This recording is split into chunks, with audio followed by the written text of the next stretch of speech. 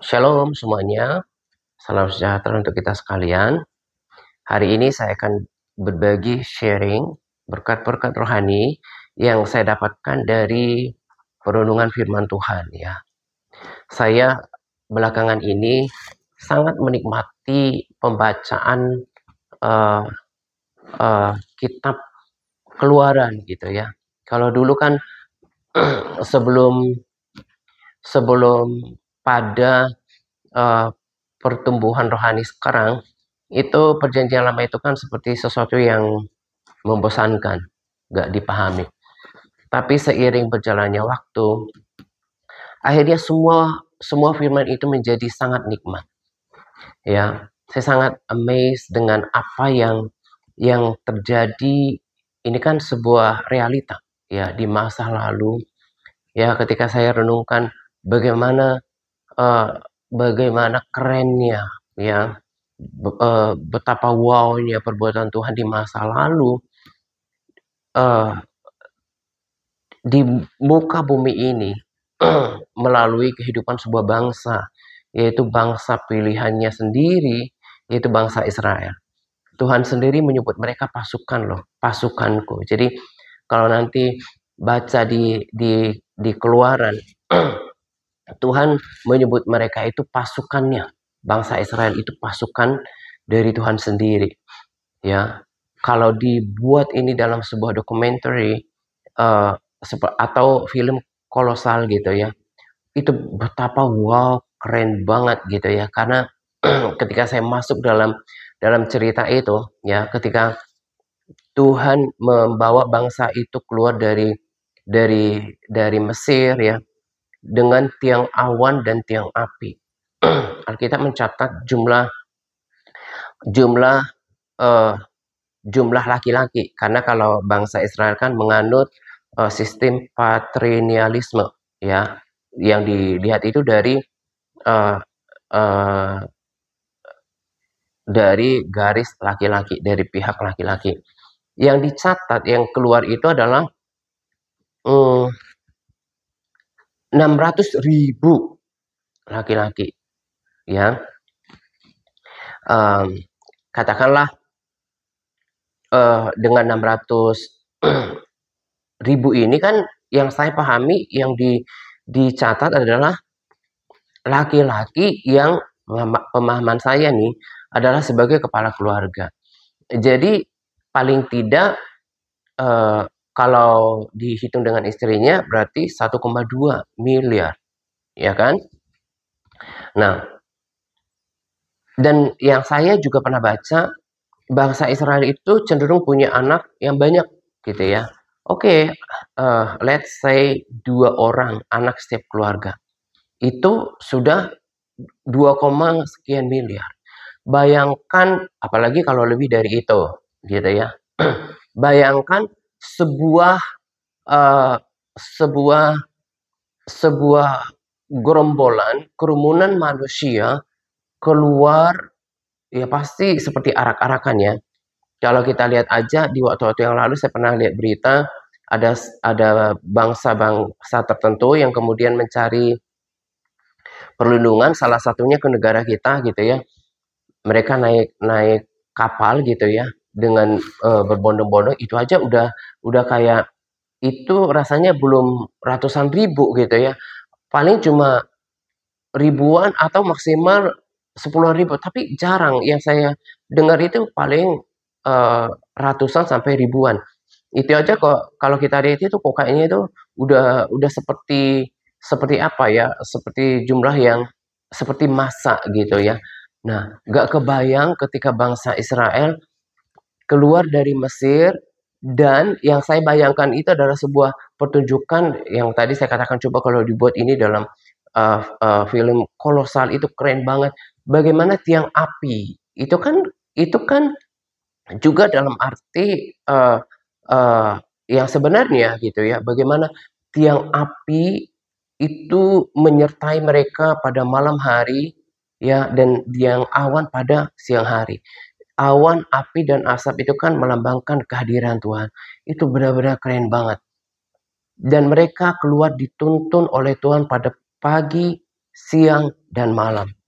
Dan uh, saya saya sekarang itu bukan cuma menganggap, tapi mengalami bahwa Tuhan, firman itu seperti Roh Kudus berbicara langsung kepada saya, gitu ya.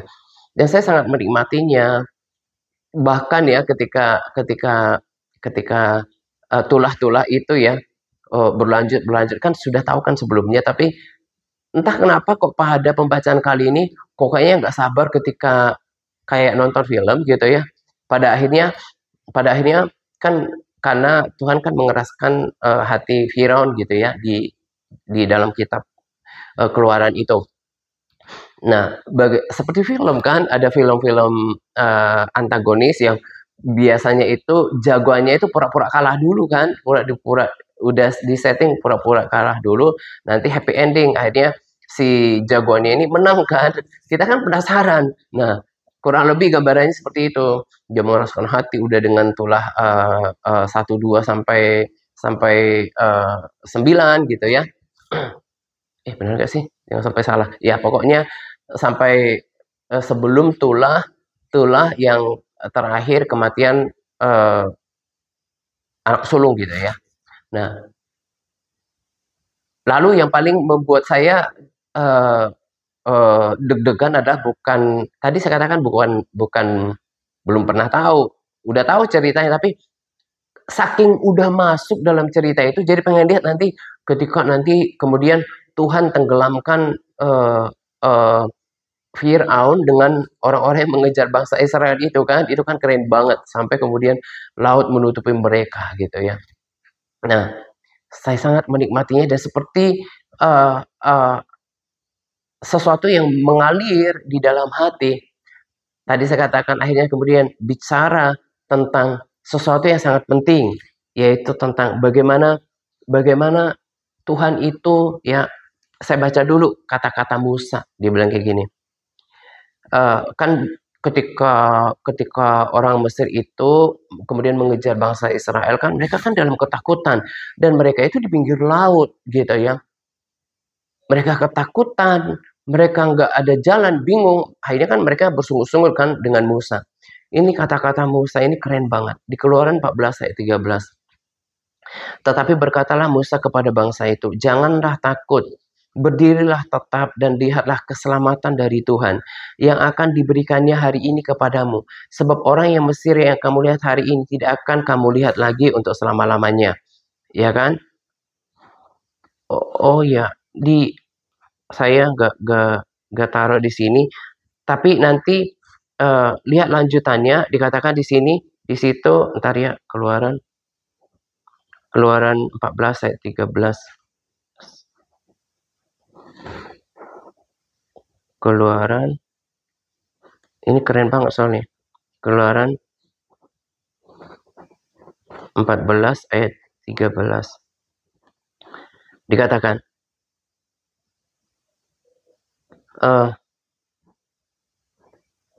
sebab bukan kamu yang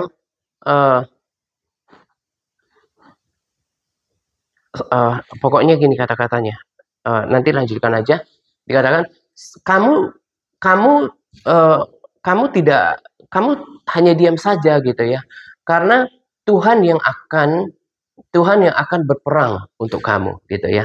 Makanya kan berkali-kali saya bilang bahwa dari sejak awal memang ini nggak mudah untuk dilakukan. Dari sejak awal Tuhan berkata jangan takut. Kenapa? Karena Tuhan yang akan bertindak. Memang ketika kita berada di dalam situasi sama seperti orang Israel ini, situasi yang membingungkan, situasi yang menakutkan, memang it is not easy, tidak mudah untuk kemudian percaya. Ya, kalau segalanya baik-baik saja sih, usaha tetap berjalan, pekerjaan tetap tetap berjalan gitu ya, kehidupan berlangsung baik, ya gampang untuk percaya Tuhan gitu ya. Tapi tapi justru kalau kalau semuanya baik-baik seperti itu, malah manusia itu cenderung tidak bergantung kepada Tuhan, ya kan? Nah, dikatakan di situ, ada kata-kata yang luar biasa, yang keren itu, dikatakan bahwa tadi kamu tinggal diam saja dan kamu akan melihat keselamatan yang daripada Tuhan gitu ya. Nah, itu betul-betul juga seperti selain bicara kepada hati saya, juga meneguhkan ayat-ayat firman Tuhan yang lain yang memang saya mau sampaikan dua tema pada kesempatan ini adalah tentang bagaimana percaya penuh kepada Tuhan dan juga em, dan juga tentang pemisahan. Dua pesan ini sangat kuat di hati saya untuk disampaikan kepada kita, gitu ya. Jadi pertama saya tekankan lagi dari dulu umatnya Tuhan itu eh, nggak pernah namanya eh, di apa ya kayak ditentukan untuk mencapai keberhasilan sendiri. Tidak.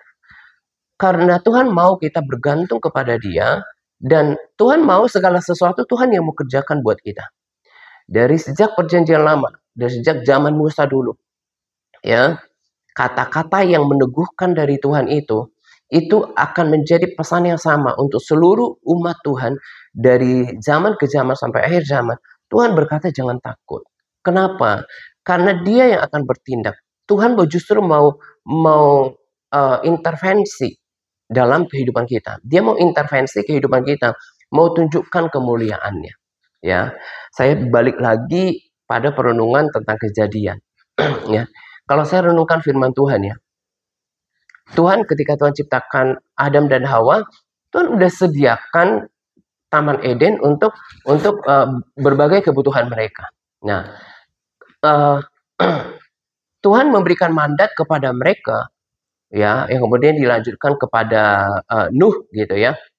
Setelah kebinasaan bumi, Tuhan cuma bilang kuasai bumi, taklukkan itu. Jadi gak ada spesifik kata, ada kata yang sederhananya begini.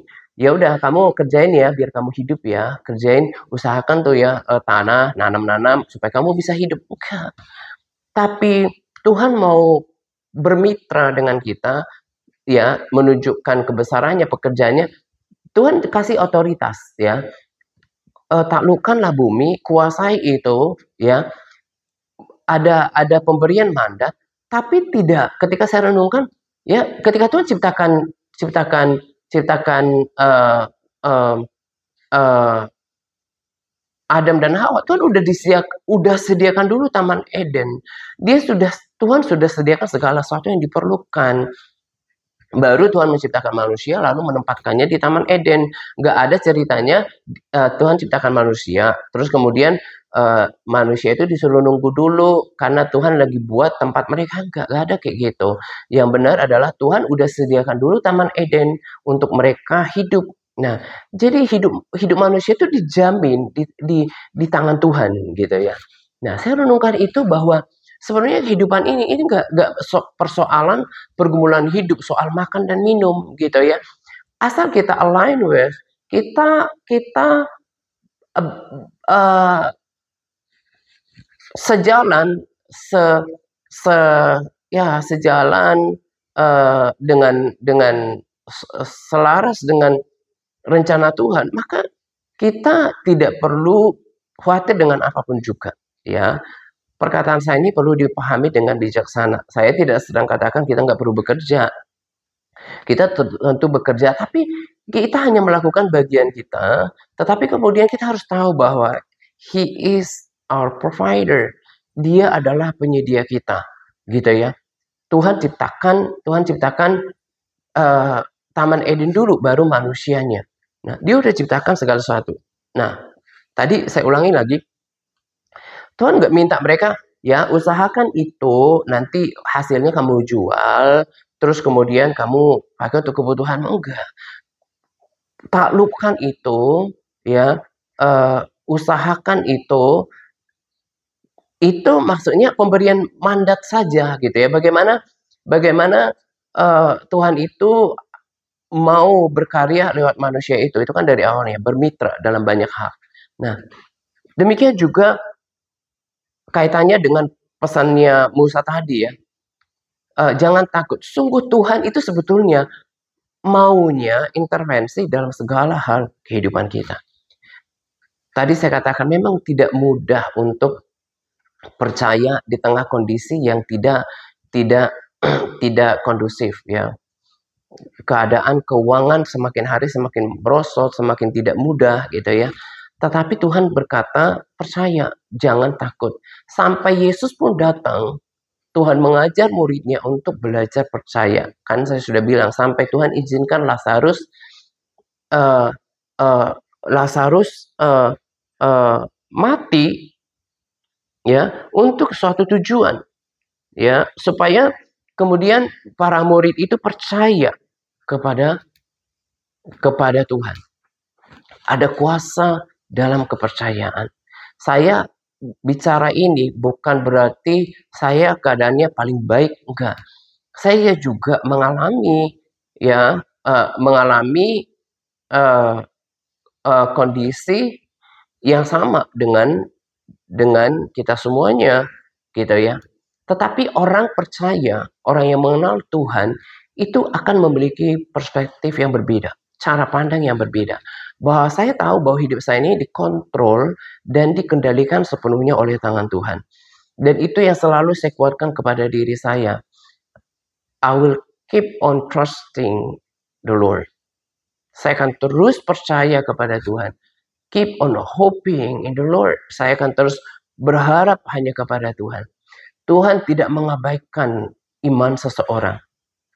Tuhan memandang iman Abraham sebagai kebenaran. Di Mazmur katakan seperti ini. Nyanyian ziarah. Orang-orang yang percaya kepada Tuhan adalah seperti gunung Sion yang tidak goyah, yang tetap untuk selama-lamanya. Nah, artinya gini. Kalau kita percaya kepada Tuhan, ya, ada dua maknanya. Ya, percaya itu maksudnya gini, kalau kita percaya pada Tuhan, kita teguh di dalam kesulitan dan kesesakan hidup. Tetapi juga maksudnya akibat daripada percaya penuh kepada Tuhan, maka kehidupan kita akan terus berlangsung. Karena apa?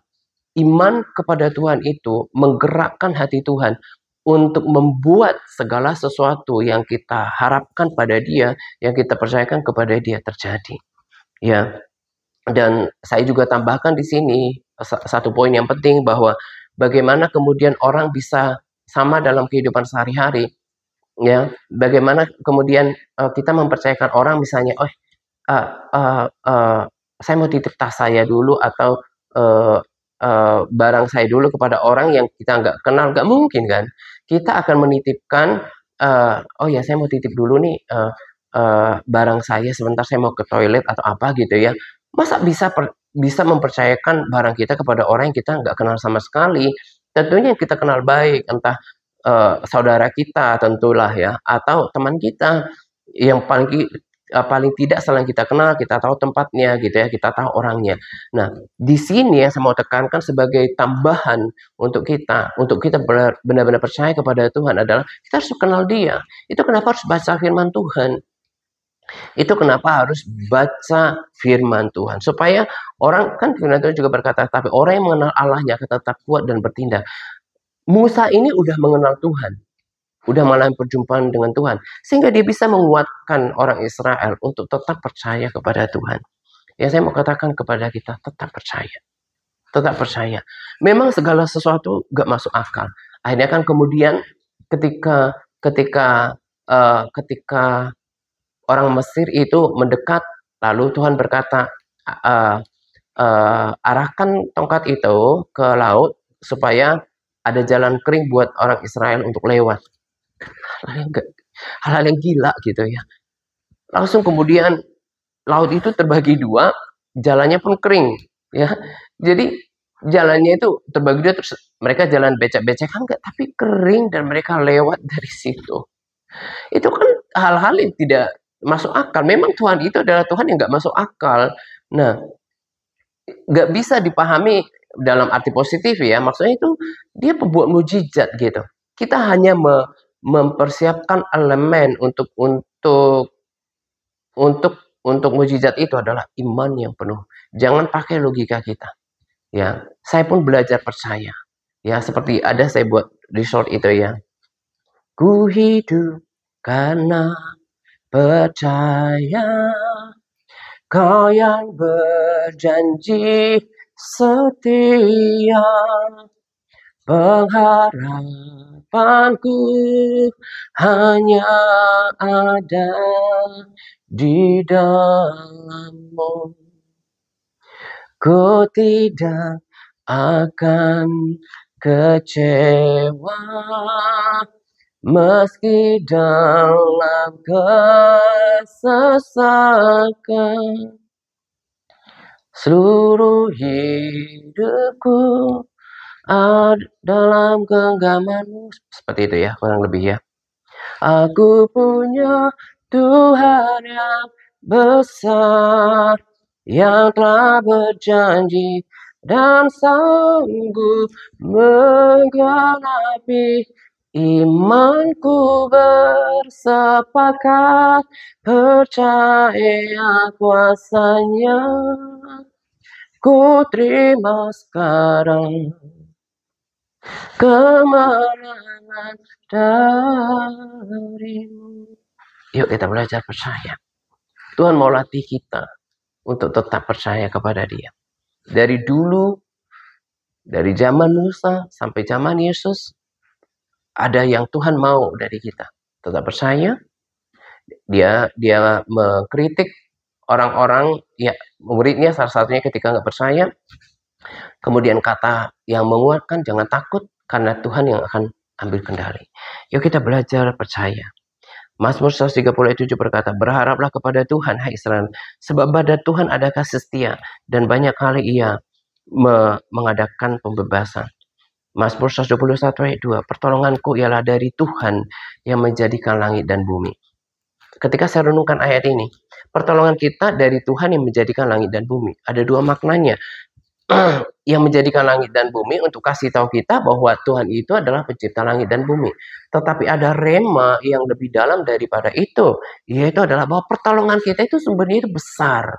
Ya, misalnya kalau pertolongan seseorang dari seorang pengusaha atau miliarder, itu kan bisa dibayangkan, wah pasti besarlah pertolongannya dalam hal keuangan. Itu gambarannya. Nah, ini sedang berkata kepada kita, yang tolong kamu itu adalah Tuhan yang ciptakan semuanya. Artinya yang sanggup melakukan apapun juga yang hal yang besar. Jadi percaya, itu maksudnya. Ya, makanya renungkan banyak firman Tuhan, masuk ke dalamnya. Saya sangat percaya Tuhan merespons iman seseorang. Ya, di akhir-akhir ini kita butuh iman yang teguh kepada Tuhan, ya. Tapi ingat pesan tadi yang saya katakan bahwa Tuhan juga bagaimana kita mau mempercayakan hidup kita kepada Tuhan, kita perlu mengenal Tuhan. Siapa Tuhan yang kita sembah? Makanya harus baca firman Tuhan. Makanya harus memiliki persekutuan yang baik dengan Tuhan. Firman Tuhan akan mengajarkan kita salah satunya siapa Dia, perbuatan-perbuatan besarnya, gitu ya. Oh ya, jangan sampai nanti lupa. Jadi, ya, kan ada dua topik nih dalam video. Satu tentang percaya, kemudian pemisahan. Takut lupa, jadi saya udah upload itu video tentang belajar bahasa Inggris saya di YouTube gitu ya. Karena memang next-nya saya juga rindu untuk memberikan sharing dalam berbahasa Inggris. Karena seperti yang saya katakan sebelumnya, kan sama aja sebetulnya kondisi kekristenan orang-orang Kristen di mana-mana, bukan cuma di Indonesia, di berbagai negara. Ya, ada 2-3 orang yang saya jangkau itu kan ya. Rata-rata juga ketika ditanya baca Alkitabnya, diam. Yang dua, yang satu udah janji mau baca Alkitab, berarti tadinya nggak baca Alkitab gitu ya.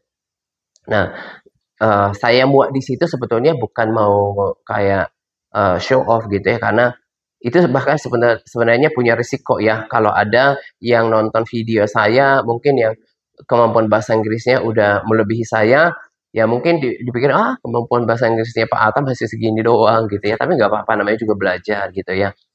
Kan kita perlu ini perlu dalam segala sesuatu termasuk belajar. Saya memerlukan dorongan gitu ya. Nah, saya kan bagikan di video itu ya, ketika saya kayak orang mau presentasi gitu ya, mau tampil, pasti kan ada kecenderungan untuk mempersiapkannya dengan baik karena mau ditonton orang. Nah, saya pun berada di grup bahasa Inggris itu, eh, sebetulnya salah satu hal yang positif yang saya dapatkan adalah dorongan. Karena lingkungan itu berpengaruh, lingkungan yang positif. Orang-orang yang terus bersemangat belajar itu akan membangunkan kita untuk tetap belajar. Tetapi sesungguhnya boleh saya katakan ya mungkin 80% sampai 90% itu tergantung sayanya. Kalau saya nggak lakukan self development, pengembangan diri sendiri yang nggak jadi apa-apa, cuma nongkrongin grup gitu ya, nggak mungkin bisa. Pastilah ada yang didapatkan. Selain dorongan tadi, ada juga kata-kata yang namanya udah immerse ya, tenggelam dalam kan bahasa itu kan harus dipraktekin ya. Jadi lingkungannya udah diciptakan berbahasa Inggris gitu. Ada kata-kata yang memang effortless ya, nggak sangat mudah untuk diingat. Oh, ya ketika ngomong ini coba dicari artinya apa, langsung ingat gitu. Nah, dua hal itu ada dorongan, kemudian ada kata-kata percakapan yang langsung bisa di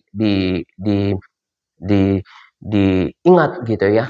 Nah, saya pun taruh video itu sebetulnya bukan mau sok-sokan gitu ya, tapi paling tidak ditonton orang membuat saya untuk lebih lagi. Itu baru video yang pertama. Saya katakan di situ baru sebetulnya sebelum gabung grup ini ya kurang lebih 6 bulanan sampai 9 bulan sih saya udah intensif belajar bahasa Inggris, tapi di grup itu kurang lebih 3 bulan gitu ya. Dan saya pikir saya harus memaksa diri saya untuk ngomong supaya lebih lagi gitu ya. Dan memang itu saya rasakan positifnya. Karena nanti suatu saat juga saya rindu bisa menjangkau orang-orang yang tidak ngerti bahasa Indonesia gitu ya. Walaupun sebetulnya kalau nggak salah ya, kalau ada bahasa selain bahasa Inggris kayak bahasa Indonesia itu hanya bisa diterjemah dialihkan ke pengaturan, cuma diubah ke bahasa Inggris gitu. Nggak bisa bahasa Indonesia ke bahasa Portugis misalnya, nggak bisa, harus harus hanya ke bahasa Inggris gitu ya. Nah, makanya saya buat juga bahasa Inggris supaya kalau dari bahasa Inggris bisa ke berbagai bahasa, itu yang saya tahu gitu ya. Nah, jadi untuk tujuan itu, dan saya berharap setelah video pertama, pasti, karena saya juga rasa kayak berdoa saja, tadinya kata-katanya itu melulu, sekarang udah lebih banyak, lebih luas, dan lebih fleksibel, lebih comfort ngomongnya, karena udah terbiasa. Itu kan, the more we practice, the more fluent we become. Semakin kita sering practice, kita akan semakin lancar gitu ya. Makanya saya praktek setiap hari saya juga ngomong bahasa Inggris gitu ya. Kayak kemarin aja ada 2 kesalahan besar. Eh, namanya juga video pertama ya. Bilang test, kok teks sih? Akhirnya si YouTube juga terjemahannya teks ya. Memang dia dia ada teksnya di situ berbahasa Inggris. Kemudian yang salah lagi adalah prompt. Prompt. Nah, dia tulisnya prom karena saya juga sedikit kurang pas gitu ya. Tapi itu juga saya udah bersyukur lah. Nanti kalau video ke 10, ke 100, bagaimana? Karena saya yakin pasti bisa. Ini tergantung dirinya kita sendiri dan juga saya libatkan kuasa Tuhan kan. Saya bilang, Lord, please instill the English accent in my speech. Saya bilang, Tuhan, tanamkan apa ya aksen bahasa Inggris itu even with a British accent, bahkan aksen bahasa Inggris tanamkan dong di mulut saya gitu ya. Karena saya percaya ada kuasa Tuhan gitu ya. Dan Tuhan juga tahu bagaimana saya punya motivasi itu bukan mau ada kan orang yang berbagai motivasi ya buat belajar. Ada yang mereka yang di grup itu karena mengejar level mereka demi profesi. Nah, ada juga yang mau keren-kerenan gitu ya. Nah, kalau saya itu kan tujuannya untuk memuliakan Tuhan dan pasti Tuhan tolong gitu ya. Gitu ya. Jadi saya muat itu bukannya kayak aduh Pak Ata nih udah buat yang aneh-aneh enggak, karena itu baru tahap pertama, kedua lagi belajar ngomong lagi bagaimana saya improve my English gitu ya. Nanti terus sampai bisa nanti untuk menyampaikan sebuah sharing dengan berbahasa Inggris. Sama ketika saya selesai buat itu, ingat banget ketika dulu siaran di radio, itu kan saya sampai stres berkali-kali. Aduh, mau ngomong apa lagi nih, mau ngomong apa lagi. Sekarang kan udah ngalir, bahkan udah bisa 1 jam. Dulu itu beneran ngomong 10 menit aja, padahal durasi yang kita beli di radio waktu itu kurang lebih 1 jam. Itu betapa saya stresnya untuk mempersiapkan itu. Nah, kalau lihat juga di akun pribadi saya kan, dulu ketika kurang lebih 9 tahun yang lalu, nulis aja di akun pribadi saya, lihat ketika beberapa orang ketika saya bilang, aduh pendek sekali cuma bagi rema, sekarang udah bisa. Itu itu itu harus dibiasakan. Nah, saya juga yakin nanti bahasa Inggris saya pasti bisa lancar ya. Ya beberapa orang di grup itu kan mereka udah, bahkan saya dengar udah 8 tahun belajar bahasa Inggris, udah guru bahasa Inggris, udah dari kecil bahasa Inggrisnya beda lah ya kan. Nah, saya nggak buat buat diri saya itu kecil hati gitu ya. Nah, saya juga motivasi begitu di admin kan, ternyata Bu Edit, Bu Walinang dan Pak Jos itu bersemangat juga belajar bahasa Inggris. Nah, nanti itu saya mau tantang tuh mereka setelah kasih waktu ya. Nah, 3 sampai 6 bulan. Nanti juga Bu Walinang, Bu Edit, ya Pak Jos buat video pendek tentang kesaksian, share in English ya, karena kalau nggak didorong kayak gini nanti mereka mereka berleha-leha gitu ya. Kaget nanti Bu Walinang sama Pak Jo sama Bu Edit dengerin ini. Kita aja kan saya bagi kepada mereka ada satu aplikasi yang bantu buat ngomong bahasa Inggris ya. Nah, akhirnya di tim admin kita udah membahasa Inggriskan diri. bahasa bahasa saya itu membahasa Inggriskan diri gitu ya. Berbahasa Inggris gitu ya. Karena saya juga bisa seperti ini. Jadi saya ya saya kasih tahu ya untuk semuanya, mungkin ada yang belum tahu. Saya pun terbantu ini ada namanya aplikasi ChatGPT ya. Nah, itu seperti private tutor untuk saya untuk ngajarin bahasanya. Jadi kalau kayak kemarin lah, contoh, saya kan doa pakai bahasa Inggris. Saya coba tulis doa saya tanya dia, udah benar belum? Oh, ada perbaikan kecil. Tapi langsung saya tahu. Nah, mereka masih pakai aplikasi gitu ya. Ya saya pun pakai, jangankan saya, mereka pun pasti pakai aplikasi karena ini super useful aplikasinya gitu ya. Nah, jadi saya create lingkungan berbahasa Inggris untuk tujuan apa? Supaya bisa ya mungkin lebih percaya diri, nonton video berbahasa Inggris juga lebih lebih lebih nyaman. Bahkan Bu Edi katanya mau ngajar anak-anaknya berbahasa Inggris gitu ya. Jadi saya perlu ceritakan, saya buat itu bukan bukan untuk kayak gagah-gagahan, enggak. Saya pun sebetulnya tadi saya bilang ada risikonya. Kalau ketemu orang yang nonton video itu, bahasa Inggris Pak Atta ini masih biasa gitu ya, nggak apa-apa. Karena nanti juga akan improve gitu kan. Uh, uh, Semuanya itu sebetulnya yang saya cari adalah dukungan, bukan dukungan kata-kata, maksudnya ada orang dukung saya dong, bukan, maksudnya itu ketika saya lihat orang menyaksikannya, saya lebih kan ke depannya itu next-nya itu lebih prepare yang lebih bagus, lebih uh, uh, uh, mantap lagi, which is good untuk uh, pengembangan diri saya gitu ya.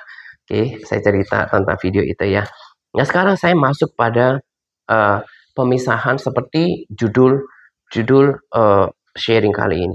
Jadi kalau udah masuk pada perenungan ini adalah pada firman Tuhan ya. Sebetulnya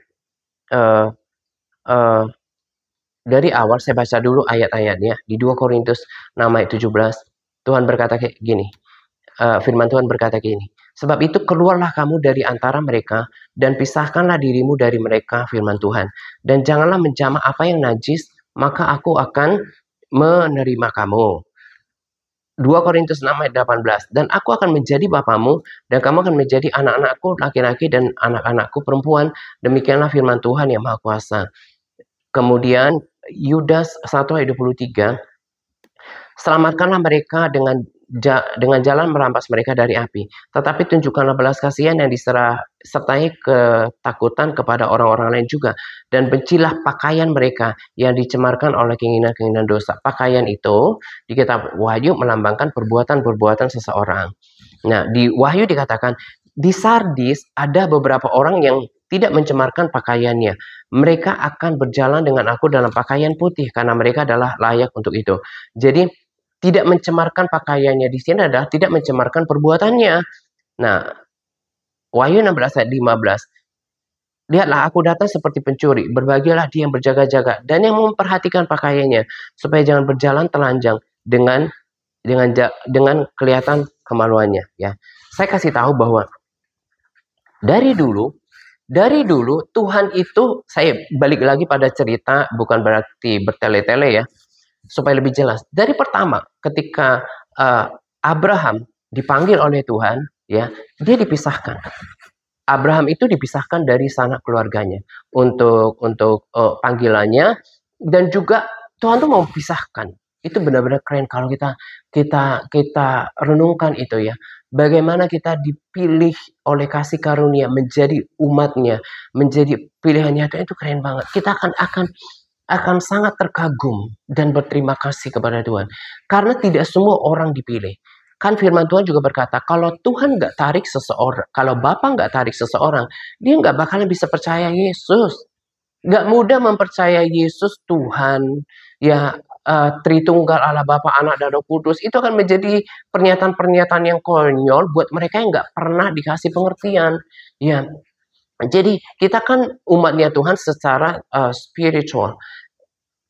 Bukan ya keturunan Abraham, bukan secara daging, tapi secara rohani gitu ya.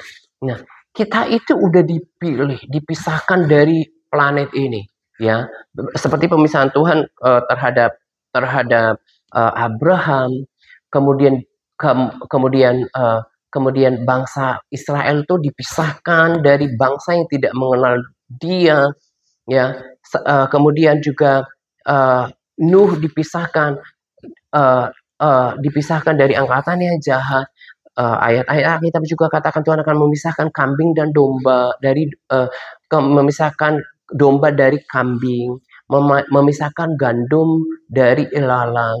Jadi kita ini pun sudah menjadi orang-orang yang sebetulnya dipisahkan dari dunia yang memang nanti akan dihukum oleh Tuhan. Nah, tetapi pemisahan itu tidak boleh hanya terjadi dari pihak Tuhan, tetapi ada perintah buat kita untuk memisahkan diri kita dari cara hidup dunia. Tidak boleh mencemarkan pakaian kita dengan pakaian yang adalah lambang perbuatan tadi dengan cara hidup dunia. Makanya cara hidup kita itu harus berbeda. Nah, dengan itu bahwa orang Kristen pun kalau tidak bersedia untuk memisahkan dirinya, memutuskan untuk hanya berpakaian yang adalah berperbuatan sesuai dengan firman Tuhan, dia juga nanti akan sama nasibnya dengan orang-orang yang tidak percaya kepada Tuhan. Nah, tadi saya katakan betapa harunya, karena firman Tuhan berkata, bukan kamu yang memilih aku, tetapi akulah yang memilih kamu. Sama seperti Tuhan memilih Abraham, ya, memilih Musa, memilih bangsa Israel menurut pilihannya. Kan kita nggak pernah bisa pecahkan kenapa itu bisa terjadi. Nah, demikian juga dengan kita. Padahal kita bukanlah orang yang paling baik sedunia, bukan yang paling wow sedunia, tapi karena pilihan kasih karunia kita bisa mempercayai Yesus adalah Tuhan dan Juru Selamat satu-satunya menuju ke surga gitu ya. Dan kalau dari pihak Tuhan udah pisahkan kita harus responi maunya Tuhan untuk kita kemudian memisahkan diri kita dari cara hidup dunia. Membersihkan pakaian kita. Mulai dari, tentunya harus berasal dari hati, sehingga kemudian yang keluar adalah perkataan-perkataan yang berbeda. Sikap hidup yang berbeda, cara berpikir yang berbeda, cara bekerja, cara berbisnis, cara menjalankan kehidupan yang berbeda dengan dunia ini. Dan ini Tuhan terus kawal sampai kemudian, ya saya percaya ketika pengangkatan Tuhan hanya memperhitungkan mereka yang merespons rencana pemisahan Tuhan atas hidup mereka. Ya, tadi juga akan sampai di ayat-ayat terakhir Tuhan berkata di situ masih ada orang yang menjaga pakaiannya. Itu yang kita perlu lakukan.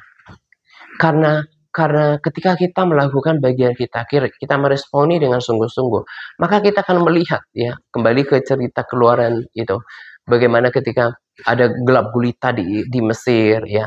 Tapi Israel itu kan benar-benar keren banget ya. Di Mesir itu semua gelap gulita, tapi di Goshen, tempat orang Israel itu nggak terjadi apa-apa. Tuhan membuat perbedaan antara umatnya dengan yang bukan umatnya. Dikatakan di sini, kalau kamu memisahkan diri, dengerin ya, ini penting banget. Dikatakan, kalau kamu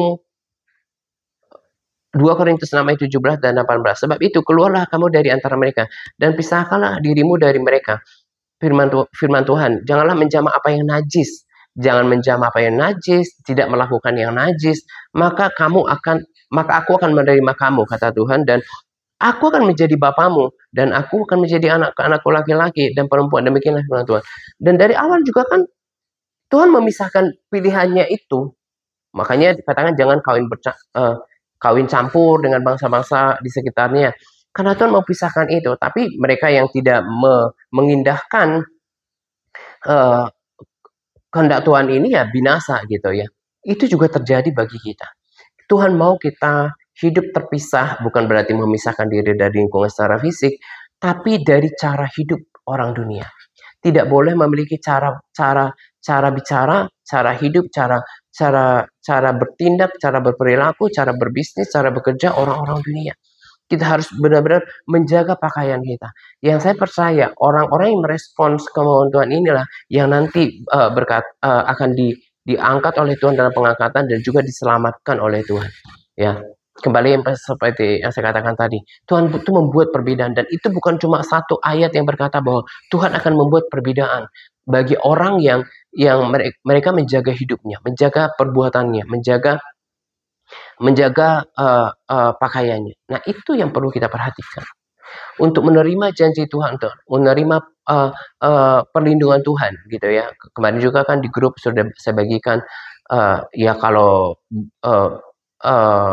lembaga terpercaya udah prediksikan seperti gempa, itu kan bukan berarti asal-asalan gitu ya. Yang membuat orang membuat perbedaan ya. Kalau kita di dalam Tuhan, itu kita tetap percaya. Dan bagaimana kita melihat perlindungan Tuhan? Kalau kita meresponi apa yang Tuhan mau tadi. Jangan kita menjadi serupa dengan dunia ini, tetapi berubahlah oleh pembaharuan budi kita. Kalau Tuhan menemukan orang-orang yang hidup benar di hadapannya, orang-orang yang tidak mencemarkan hidupnya, itu perlindungan Tuhan terjadi. Itu akan Tuhan lakukan sama seperti ketika orang Mesir dan juga orang Israel di tanah Goshen. Tuhan akan membuat perbedaan. Tuhan akan membuat perbedaan. Itu ada orang yang berkata pengangkatan itu sebelum masa kesukaran atau di tengah atau di setelah. Saya nggak terlalu persoalkan. Yang saya tahu adalah akan ada perbedaan. Akan ada perbedaan antara orang yang hidup benar di hadapan Tuhan dengan yang enggak. Antara umat Tuhan, kan dulu juga kan terjadi bencana di Mesir, tapi umat Tuhan itu disendirikan. Ya, demikian juga kalau kita dengarkan kabar-kabar yang buruk atau kondisi yang berbeda, ya apa dong bedanya kalau gitu, kalau umat Tuhan dengan dia enggak? Pasti ada beda perlakuan. Karena itu di akhir sharing ini saya mau katakan bahwa tetap percaya. Itu adalah sebuah keputusan dari kita. Percaya, saya mau percaya. Aku mau percaya. Ya, itu keputusan kita untuk percaya sekalipun belum melihat, sekalipun Tuhan kita nggak rasa-rasa, percaya di dalam hati dan Tuhan lihat itu. Ya, di Mazmur kan katakan Tuhan melihat kita, mengetahui pikiran kita dari jauh, melihat iman kita, tetap percaya dan hiduplah terpisah dari cara dunia. Maka janji Tuhan akan digenapi atas kehidupan kita, gitu ya. Akhirnya sharing ini memberkati kita sekalian. Ya, saya mau katakan tetap percaya, tetap cari Tuhan, terus berdoa, berharap hanya kepada Tuhan, dan kenali orang yang kita percayai. Lewat apa? Persekutuan pribadi, baca firman, berdoa, dan hiduplah berbeda dari dunia ini. Jangan mencemarkan hidup kita, perkataan, pikiran, dan perbuatan kita. Orang Kristen, kata firman, akan lebih banyak yang mengikuti cara hidup dunia. Jadilah bagian yang kecil itu. Memang pintunya sesak dan jalannya sempit, yang menggambarkan gak mudah untuk terus membangkitkan iman di tengah kondisi yang tidak support. Memang tidak mudah untuk menjaga perkataan kehidupan kita di tengah lingkungan yang jahat dan yang kotor.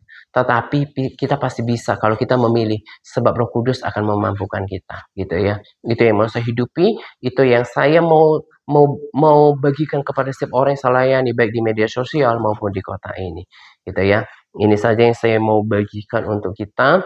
Tetap bersemangat, Par. Tuhan Yesus memberkati kita senantiasa. Amin.